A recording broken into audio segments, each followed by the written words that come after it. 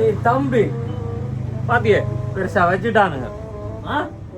வணக்கம் வாங்க வாங்க. என்ன இவ்வளோ பரபரப்பா ஓடிக்கொண்டு வாங்க. என்னத்த வச்சுட்டானுங்க? அமைதியா சொல்லுங்களேன். என்ன என்ன பிரச்சனை? இவ்வளோ பரபரப்பு என்னவோ இது தெரியாமல நிக்கிறிய நீ? அங்க 88 அடியில வச்சுட்டாங்க புத்தருக்கு சிலை நைனாதியில. இது தெரியாம இங்க நிக்கிற நீ? 88 அடியில சிலை பார்த்தேன் நான் செய்தியில பார்த்தேன் நான்.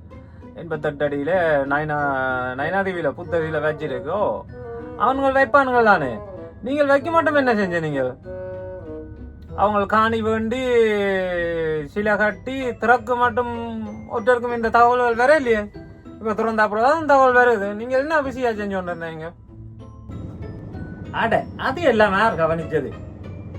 நாங்கள் பிஸியா இருந்த நாங்க பார்லிமெண்ட்ல ஈழத்து மருமகனுக்கு வாழ்த்து சொல்லி கொண்டு இருந்த நாங்களா, அவர் ஆட்சியை பிடிப்பாராண்டு தேர்தல் கணிப்புகளை பார்த்து கொண்டு இருந்த நாங்களா, இது இல்லையா பாக்குறது எங்களுக்கு வேலை. அப்படியேண்டா சரி. நீங்கள் தமிழக அரசியல்ல கொஞ்சம் பிஸியா இருந்துட்டீங்களா? ஈழத்து மருமகனை ஃபாலோ பண்ணி கொண்டு வந்துட்டீங்கன்னு சொல்லுங்க.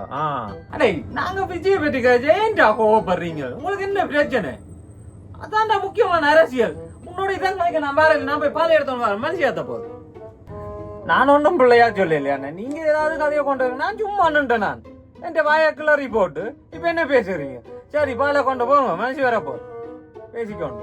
காணையில இங்க கடைக்கு போனால காணையில என்ன தம்பி இதை அப்படியே பில்லில போட்டு புறா வாரன் எழுதி வை. சரி கணக்கு தானே, பிரச்சனை இல்லை. எழுதி வைக்க நாளை வாங்க புது பிரச்சனையோட எப்படியும் வருவியல், நாளை வருவியல் தானே. வாங்க